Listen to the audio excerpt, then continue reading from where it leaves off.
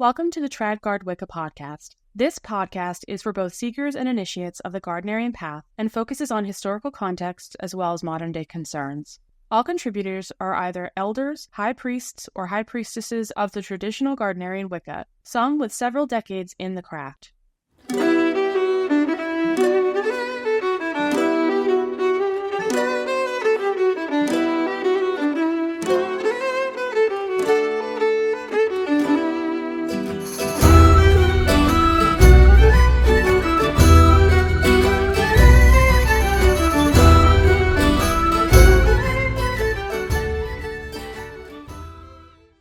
Our guest today is a Gardnerian high priest with over 40 years of experience in our tradition, High Priest O'Loren. He serves the tradition as both a coven leader and a lecturer on Gardnerian topics. In the second half of this two-part episode, Hermes O'Loren and I discuss the foundational beliefs and tenets of the Traditional Gardnerian Wica. In today's episode of the Traditional Gardnerian Wica podcast, we will be discussing a variety of topics that interlace with the foundations of Gardnerian craft. These foundations are both historical in nature and are considered necessary to traditional practice. Traditional Gardnerians are interested in preserving the practice of Gardnerian craft as it has been passed down from Gardner. It is our assertion that Gardner chose to structure Gardnerian rituals from the material he inherited from the New Forest Coven with a specific magical system and purpose in mind. While we share our views and attempt to summarize some of the beliefs and tenets of traditional Gardnerians, we would like to acknowledge that we do not speak for all those who identify as the Traditional Gardnerian Wica. Please note, the content discussed here is well-researched and references can be found at www.tradgardwica.com/references. Hermes, to get us started, can you provide some context of the evolution of Gardnerian Wica from where we left off with Gerald in the previous episode to where Gardnerian craft is today?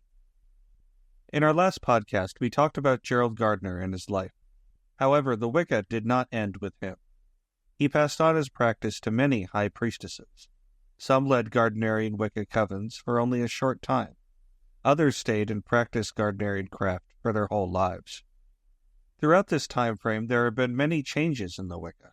Some changes come from the earliest of days, largely due to some high priestesses not passing on material to their downlines.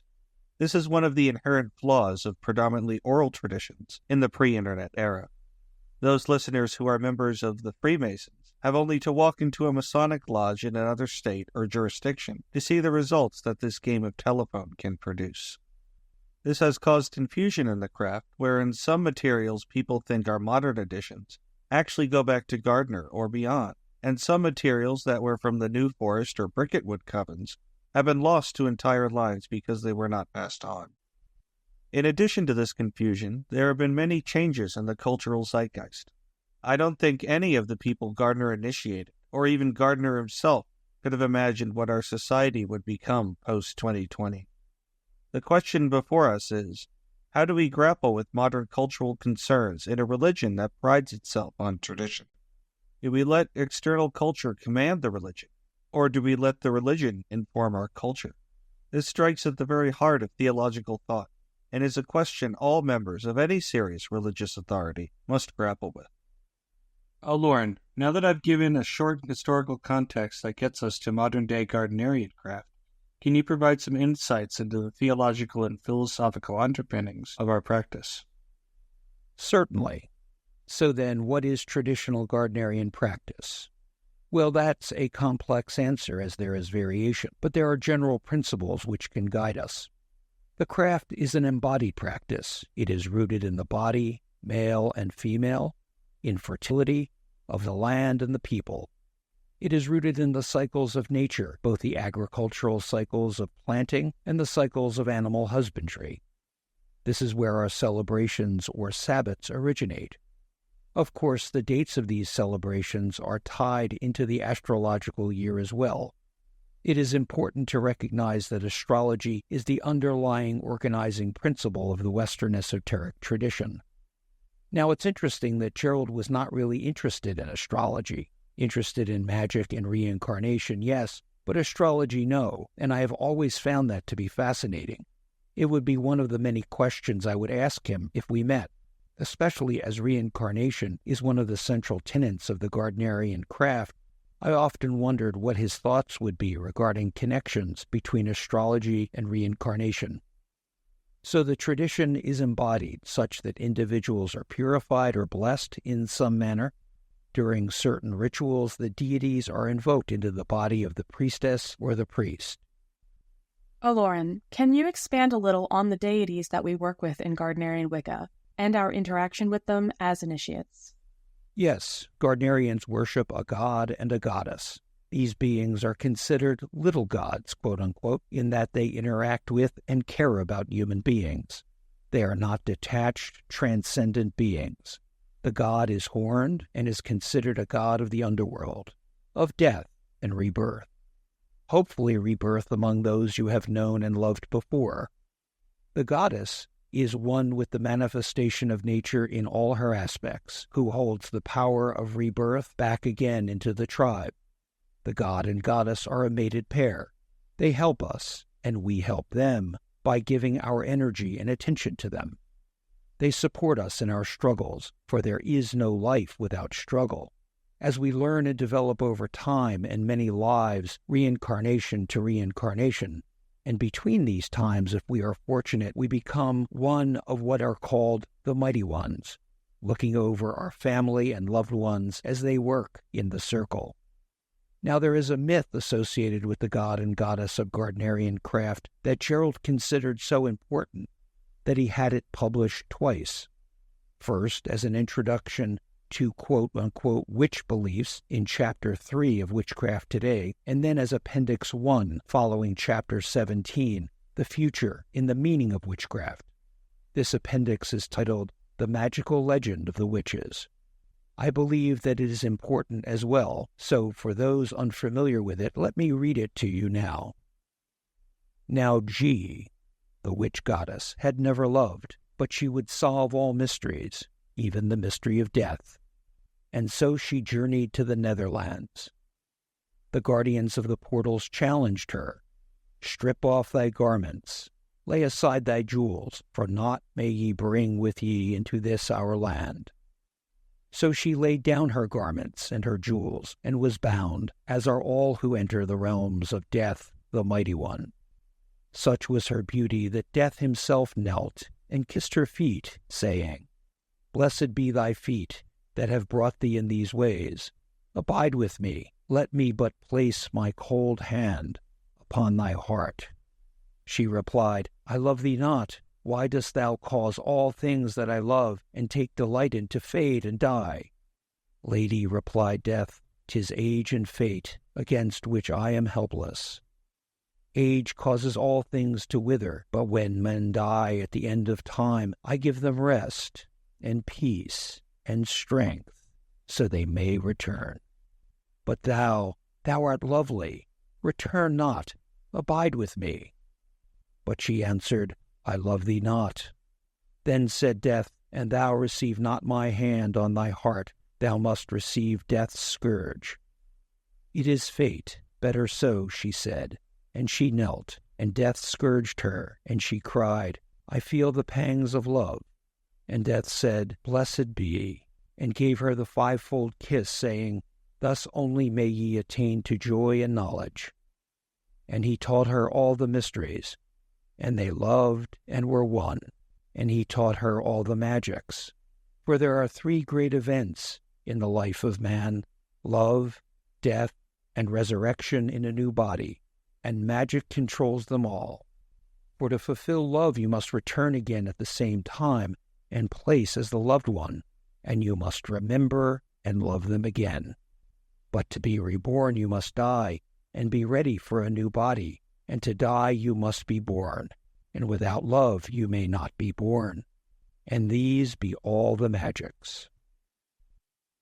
Now there's a lot to unpack in this myth, and a full exploration is beyond the scope of this podcast, but let me touch on a few salient points. First, there are mysteries, processes that are not evident to surface exploration, but which require investigation, and not just detached intellectual investigation, but actual participation or immersion in order to understand them. Second, the exploration of some of these mysteries requires deep sacrifice. the letting go or giving up of things which we may value to acquire the knowledge we seek. Third, seeking the knowledge of death and rebirth requires entering the realm of death. As a goddess of living things, even death will kneel at her feet.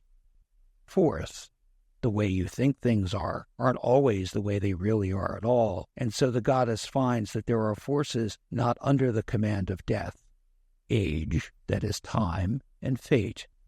Fifth, even our goddess must submit to fate, and through this finds love. Lastly, it is through being a mated pair that they are able to share and explore all mysteries, especially those of love, death, and rebirth. The exploration, involvement, and immersion in the mysteries transforms us as they have transformed our goddess. The process is alchemical. Lauren, why do you feel that this myth that Gardner writes about specifically is so important to our practice? I bring up this myth for two reasons. The late Jake Stratton Kent used to speak of the importance of eschatology in the formation of religious thought. Eschatology is the speculation of what occurs after death and the fate of the soul following death. These questions are certainly as important to us as Gardnerians as it is to Christians, Muslims, or even the ancient Egyptians. This myth speaks to that question. There is no final end. That is, time is not linear, but for us it is circular: birth, death, and rebirth in a new body, which is why fertility is a central concern. Second, we hear a great deal in this time about polarities, that is, interdependent pairs that cannot exist without each other: front-back, top-bottom, left-right, positive-negative, male-female. But not all polarities are created equally. Although polarity may be interdependent, some may be destroyed upon separation, while others may be destroyed upon combination, and while others may be self-sustaining. Polarities involving parts and wholes can be destroyed if you try to separate them. For example, if you take a person and try to chop them in half, front to back or right to left, top to bottom, they will be killed. Don't try this at home. Conversely, if you take polarities such as positively and negatively charged particles and join them, you will get sparks and possibly an explosion, just as if you attempt to jump-start a car and cross the polarities in the car battery. Don't try this at home either. For this type of polarity to work in an electrical circuit, you need intermediaries to accomplish the work: capacitors, resistors, transistors, etc., as the power flows negative to positive. For polarities which are self-sustaining, such as male and female, when they join you get babies, more humans. Neurologically and biologically, we are wired to be both separate and connected for the survival of the species. This type of polarity is not standalone, as it is part of a cycle which renews and repeats itself, just as the vegetative cycles of sprouting, growing, flowering, and reseeding. The ability to be self-sustaining is one of the essential qualities of life, that all of the components of the system can be regenerated. That is the manifestation of the life force in nature. Now there is a connection between self-sustainability and heredity. These concepts are often studied as separate from each other, but they are fundamentally connected, especially in the realm of biology. There is only so much change or mutation from a biological perspective that an organism can undergo before it is considered a separate species. That's because each mutation subtly changes the dynamics of how it functions. Some of these changes are minor or inconsequential, others disastrous, and obviously it must be self-sustaining before it can be considered a species at all. Otherwise, it is but one of millions of failed mutations. That is the beauty of the Gardnerian system. If you follow the cycles and are true to the paths, the entire system is regenerated. This is true whether you consciously know what you're doing or not. The system has the seeds of its own survival embedded within it. This is so genetically, but also socially. This is why I believe there is a distinct continuity between what Gerald and his co-conspirators were doing in the New Forest and what we are doing today. Gerald said he was part of a hereditary coven. In biology, this is called autopoiesis, A system is said to be living if it is capable of self-sustaining, owing to an inner network of reactions that regenerate all of the system's components. In Gardnerian work, all of the system components are interconnected. They are reinforced through positive feedback loops, which determines the system's long-term dynamics and stability. In practical terms, this is what we call fate. Oh, Lauren, I want to shift the conversation slightly and discuss some of the other main beliefs and practices of traditional Gardnerian craft. Specifically, we as traditional Gardnerians celebrate the cycles of nature and practice following the agricultural wheel of the year. This practice of performing and observing rituals in this way is referred to as turning the wheel. Can you provide some insight into these ideas and associated practices? Working within the cycles of nature fosters longevity and health. Self-sustaining systems are ubiquitous in nature. This is also true on other levels. Groups which cannot functionally work together don't survive. It's as simple as that. It is important that we pay attention to sustainability and the function of long-term cycles if we are to prosper. Unbalanced cycles over the long term collapse systems. This is why I've been so interested and spent so much time examining systems of training. In any system, there are many variables. We know what traditional Gardnerian practice is going in. The question becomes, is that what's coming out? Gardnerian covens work within circles, generally 9 foot in diameter, but larger if need demands. The circle both contains power within it and it holds at bay forces witches don't want to interfere with their work. This idea of the dual power of a circle is old. It goes back to at least the 5th century BCE in the Mesopotamian anti-witchcraft literature. Now in circles, everything is connected. The ancients saw things as moving in circles. It appeared that way on the sky to the ancients. However, we know now that the Earth, Sun, and planets move in ellipses. But think about that. If the Earth didn't move in this way, we would not be here. We would not be alive. The Earth must circle the Sun for the seasons to manifest, for crops to grow. If the Earth moved in a straight line, we would all be dead. After the circle is constructed, the members invoke what are called the Mighty Ones. Now, there is no official definition of these beings. They could be considered the mighty dead, that is, those beings who retain consciousness following death, watching over those of the craft and monitoring rituals. There are many traditions which have these types of beings. For example, Christians would call them saints, Buddhists would call them bodhisattvas. When one is initiated into the Gardnerian craft, it is within a circle. You are prepared in a certain way and purified. Initiation is done male to female or female to male. Once initiated, you are a witch. You are part of the community, a part of your coven. Covens often meet twice per month at the time of the full moon and often on the new moon. There are special times of the year called Sabbats, which are timed throughout the year marking astrological and agricultural cycles or rhythms of animal husbandry. In the early days, covens would celebrate the cross-quarter days of Halloween, which many pagans called Samhain, October 31st, Candlemas, often called Imbolg, or Lady Day, February 1st, May Day, and Lammas, August 1st, along with Yule, the winter solstice. As time progressed, the summer solstice was added, as was the autumnal and spring equinoxes, making a total of 8 Sabbats, which most covens celebrate. The Sabbats are a time when larger gatherings occur.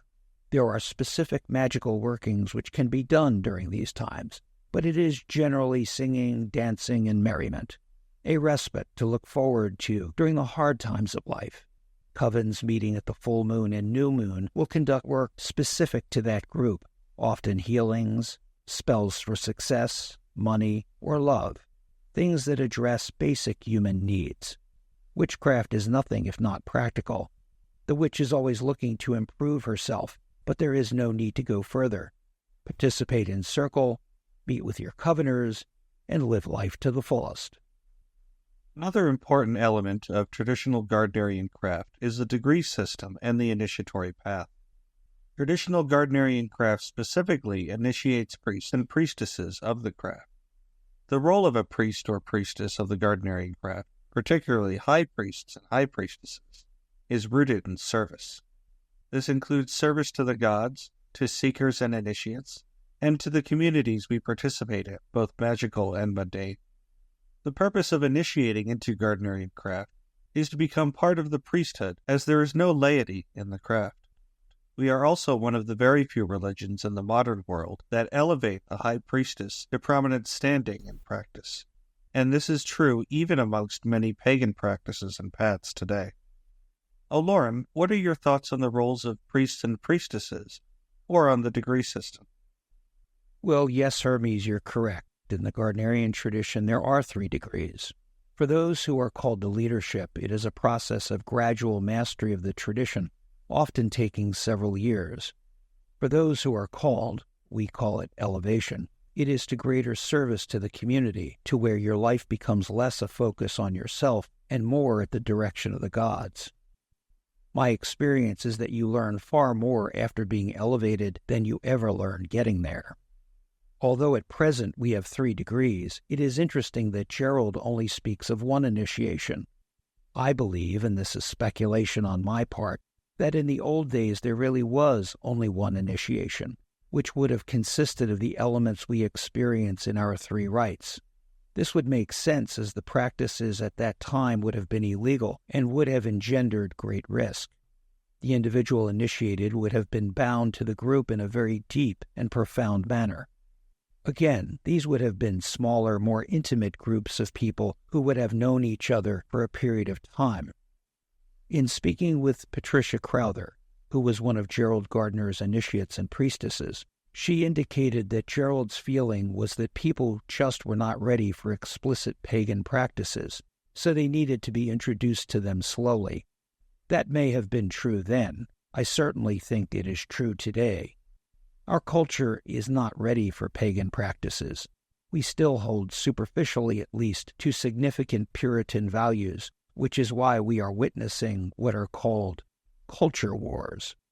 Again, my personal opinion, I believe this is part of a larger cultural trend having to do with what Peter Kingsley, one of my favorite modern pagan philosophers, sees as the spiritual crises of our civilization and the end of our current culture. Lauren, as Gardnerians, we distinguish ourselves as both traditional and as the Wicca, spelling Wicca with 1 C. The distinction of traditional is to denote that we practice the tradition as it was handed down by Gardner, and will pass that foundation as best as possible to seekers of Gardnerian craft. We feel that it is our obligation to those seeking the old ways, both to preserve it for future generations of the Wicca, as well as to provide the seeker with what might be characterized as authentic or original material, to the best of our ability. In regards to reverting back to the use of Wicca with 1 C versus the popularized Wicca with 2 Cs, could you expand upon the historical use of the word in Gardnerian contexts? It was during his initiation that Gerald states that he first heard the word Wicca mentioned. This is what we call ourselves, of the Wicca, or Wiccan. Now, this is an unusual word. We owe a great debt to the historical work of Philip Heselton. I don't believe that he has tracked down who he believes among Gerald's circle would have been familiar with that term and would have used it. Track down that piece of information and you'll have a good idea of who was in the New Forest Coven. It is speculated that the word Wicca, with 1 C as Gerald used it, originated with the anthropologist Margaret Murray, but the fact is we don't really know. Those more recently to the craft probably use Wicca with 2 Cs, and this is linguistically more correct. It's what Doreen Valiente, one of Gerald's high priestesses, preferred. You could probably do an entire podcast on the disagreements between Gerald Gardner rehabilitating the term Wicca and attempt to make witchcraft more acceptable, and others using the same term with far different ideas. Lastly, in addition to the term Wicca, Gerald also called what he found in the New Forest, quote, the witch cult. Given the number of popularized books in print regarding the topic, the term Wicca probably is in the culture to stay. Another practice we should touch on, which distinguishes Gardnerian craft from general Wicca, other British traditional Wicca traditions, and indeed other pagan practices, is skyclad practice. Lauren, can you discuss a bit about this practice? Of course, Gardnerians practice without clothing, nude, what is called skyclad. It is interesting in that the climate of England is not conducive to working outdoors without clothes unless it is in the warmth of summer. One of the tenets of Gardnerian practice is that the energy of our lives is rooted in the body and that clothing restricts the flow of this energy. Most practice outdoors in England would have been clothed or robed. Working skyclad was a controversial topic when Gerald was discussing the craft, given the morals of the time. Because of working skyclad, most Gardnerian rituals are conducted indoors unless the warmth of summer will permit out-of-door workings. Having done both, I find out-of-door workings in the forest, by lakes, and hidden paths to be superior for both feeling and result. This power which is in the body can be raised by a number of techniques: chanting, dancing, meditation, the use of substances to change consciousness, breathing exercises. There are many techniques which can be used, and each individual and group needs to find those which work best for them. When this power is raised, it can be channeled and moved in the direction desired by the group. This is done by a firm focus and concentration. The form this power takes is generally referred to as a cone of power. In this way, each member sacrifices a part of their energy, contributing it to the greater good. This is one of the main reasons why harmony and fit are so important in Gardnerian groups. Witchcraft, particularly Gardnerian witchcraft, is certainly not for everyone. Working skyclad continues to be controversial today. Although the community has grown large enough to where couples meet each other in the community, marry, and have children, raising them in pagan-focused households, Gardnerians don't train or initiate children. When I first approached the coven I was initiated in, the one I am fortunate enough to be the high priest for now, I was told the group did not train anyone under the age of 21 years old. I wasn't discouraged and continued to have contact with them. I suspect that they had pity for me as I told them I was studying the works of Aleister Crowley, and they didn't want me to fall to what they may have thought was the dark side. Nowadays, 18 years old is the age of majority, and most Gardnerian groups welcome the young to study and consider if the religion is a good fit. That said, given the relatively recent history and the emergence of the satanic ritual abuse hysteria of the 1980s, no one wants to run afoul of the law and have a visit from Child Protective Services to their home, so that although children are raised within a pagan worldview and practices in the home, the actual conducting of Gardnerian circles is segregated from them. Our society may have become more pagan tolerant, but I don't think we are that pagan tolerant, at least for the present. Due to its importance, I'd like to touch on the nature of fertility, reincarnation, and sex magic in relation to the Gardnerian tradition. Gardnerian craft is a fertility religion, and is a sex-positive religion, although it must be said that sexual practices are not everyday practices of Gardnerians. No one is ever required to participate in sexual practices in the tradition, and if sexual practices do occur, they are going to be done privately between consenting adults. That being said, fertility, reincarnation, and couples work, whether between married or platonic working partners, are central and essential to the practice of Gardnerian craft, particularly at and beyond third degree. Generally, third degrees are meant to hive off and start their own covens, which will ideally be run by a high priest and high priestess working in partnership. What are your additional thoughts on this important part of Gardnerian beliefs and practices? Well, although the rituals aren't sex, they certainly are sexual, and it's not unusual for individuals practicing together to become attracted and fall in love. Indeed, this is one of the aspects of the faith designed to support the community and ensure the survival of the craft. Reincarnation is a central tenet of the faith.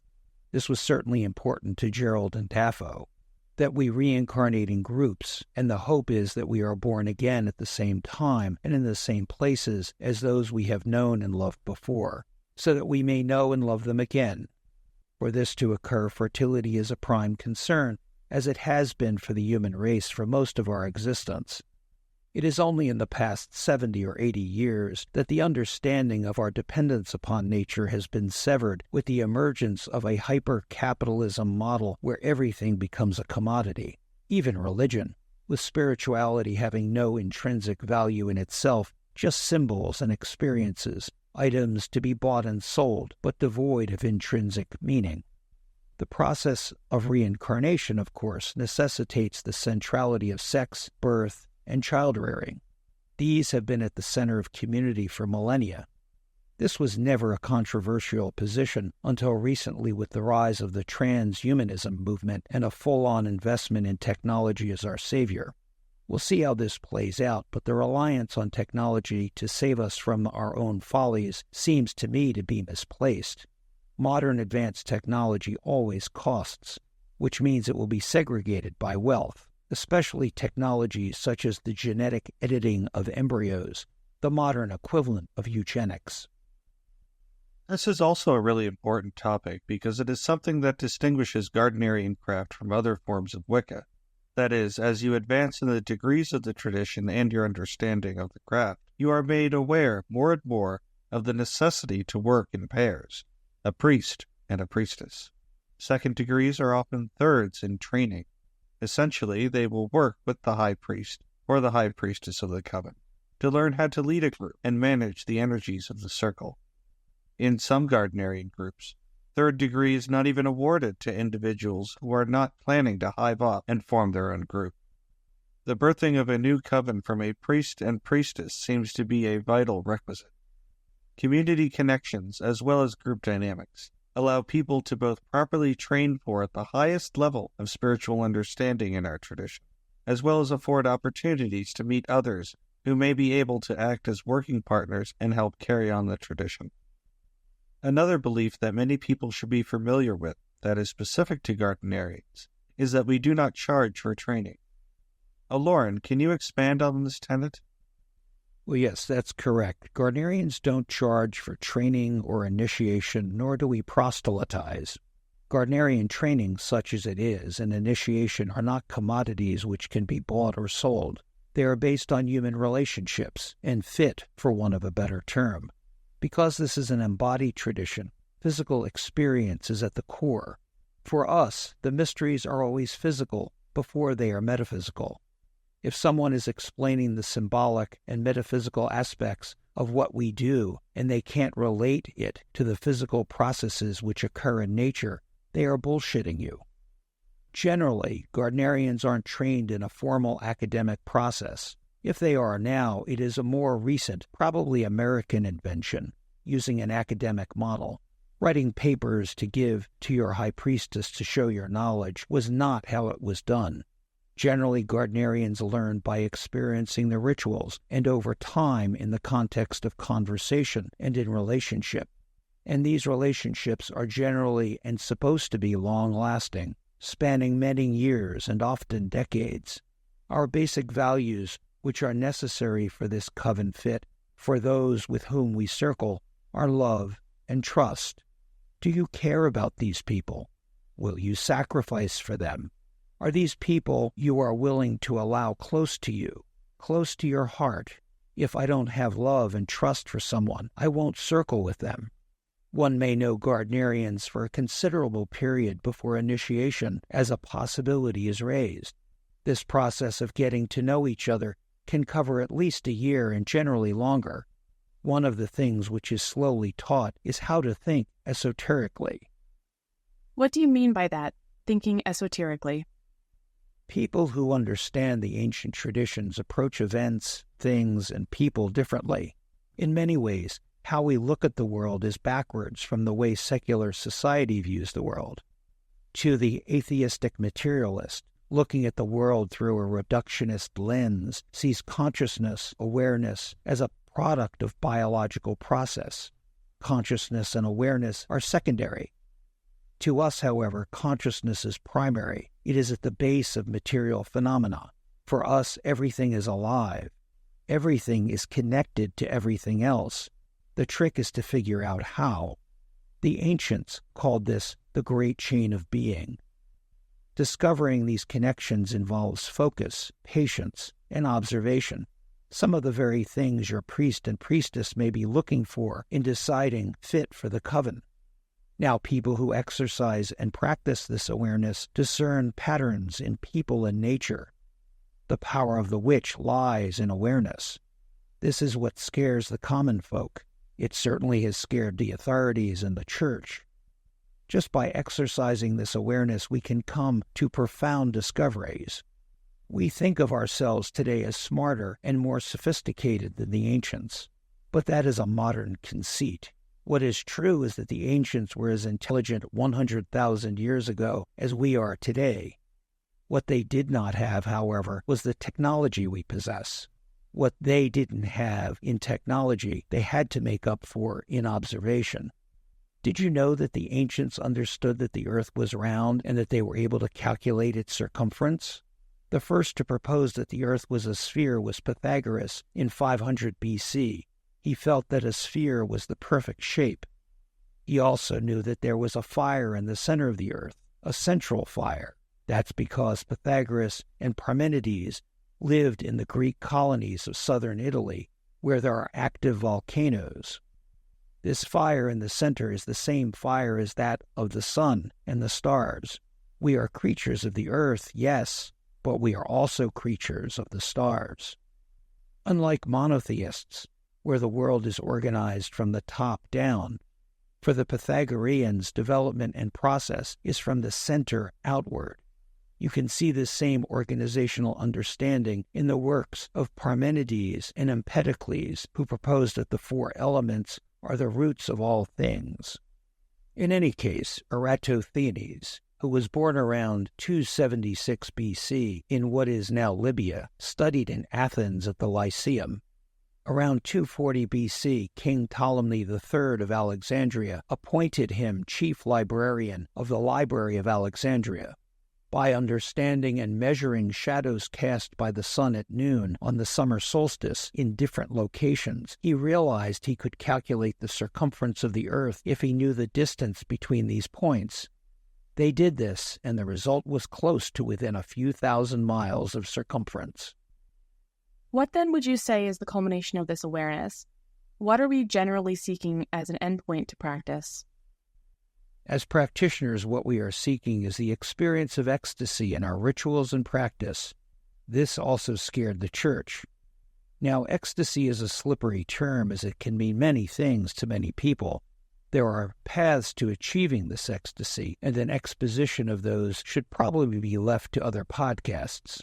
The important point is that Gerald and the coven he stumbled upon found techniques which work for them in changing awareness. This is important on multiple levels. There are examples which are not controversial at all, such as the use of dance or breathing techniques. But there are also other examples which might be controversial, such as the use of drugs to change awareness. Humans have been using substances to change awareness for millennia. However, it is how they are used that is important.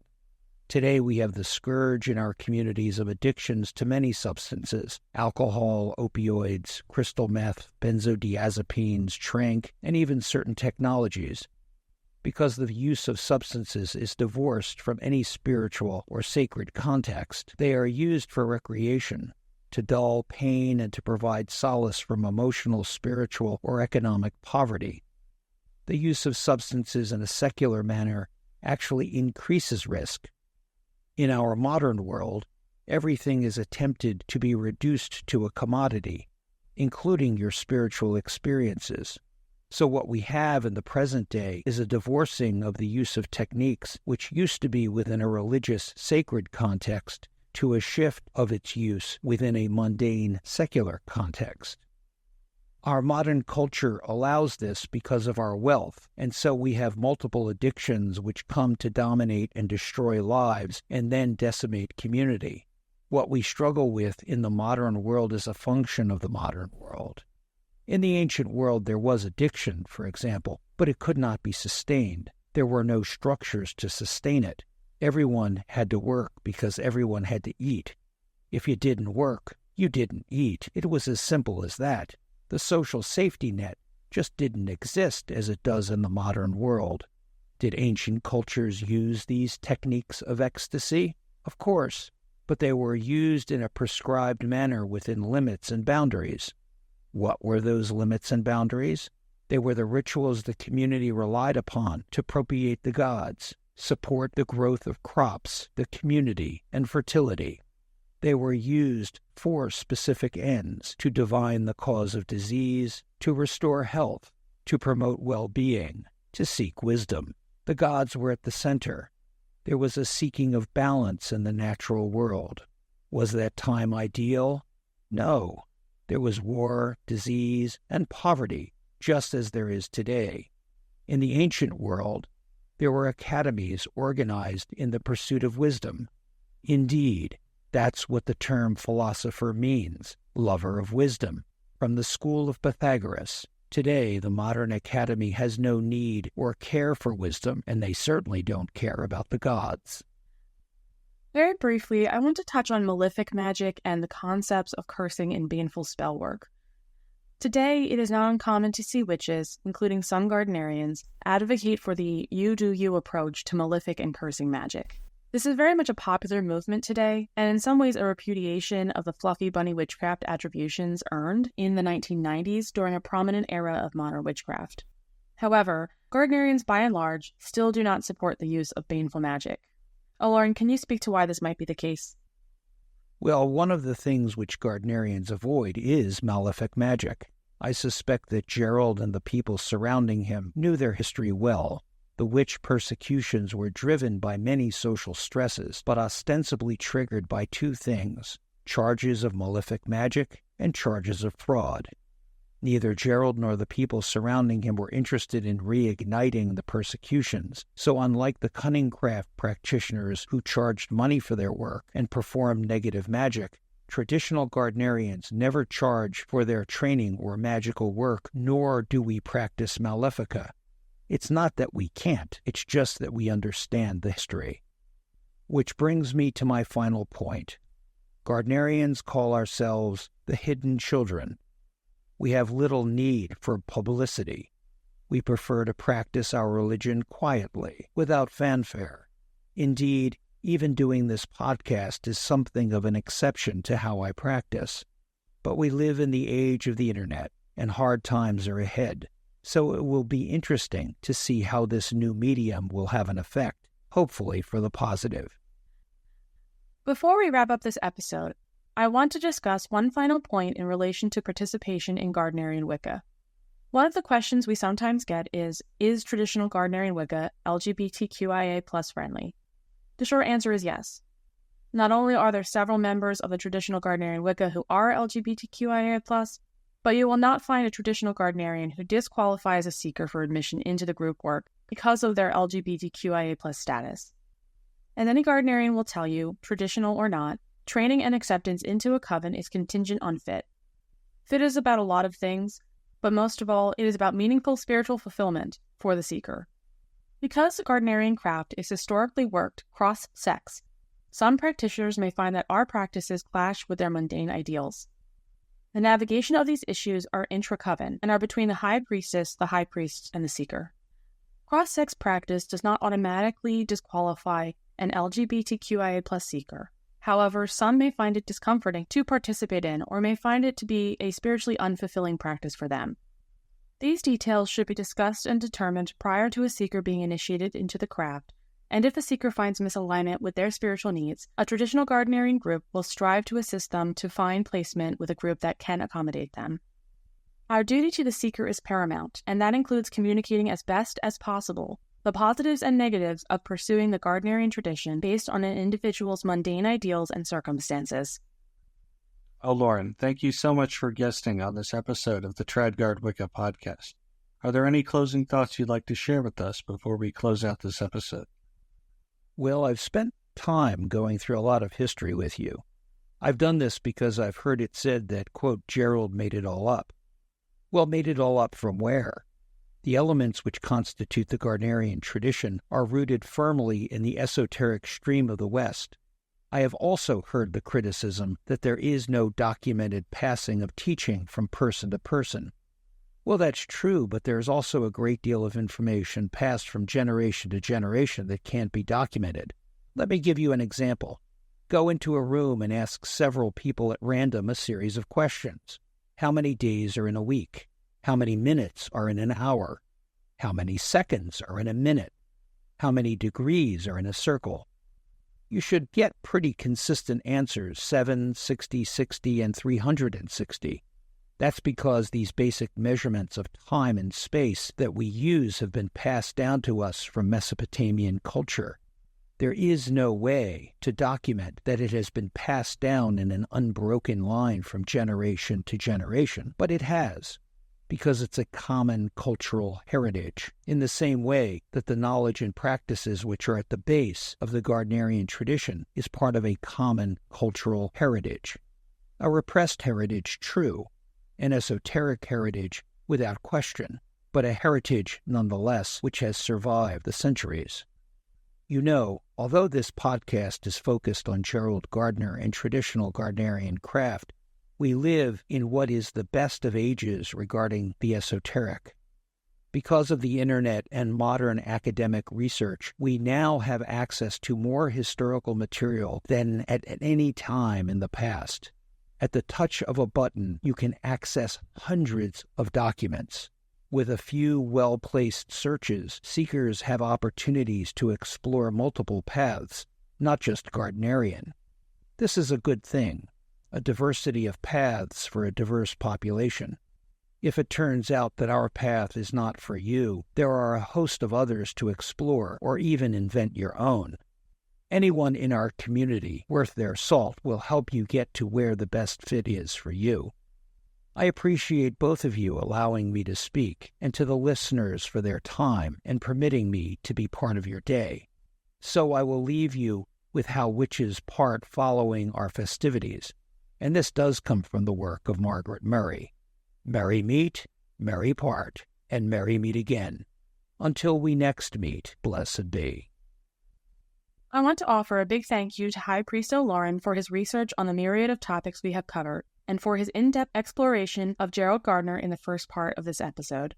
We are grateful to you for sharing your wealth of knowledge and experience in Gardnerian craft. For those seeking to learn more about traditional Gardnerian Wicca, you can visit our website at www.tradgardwica.com or reach out and communicate with traditional Gardnerians on Facebook, either through the Gardnerian Initiates Open Forum for Seekers or Traditional Gardnerian Wica, a Seekers Hub, group pages. Links to both groups can be found on our website under the Our Recommendation webpage. Until next time, thank you so much for listening. We hope you have enjoyed this podcast, and blessed be.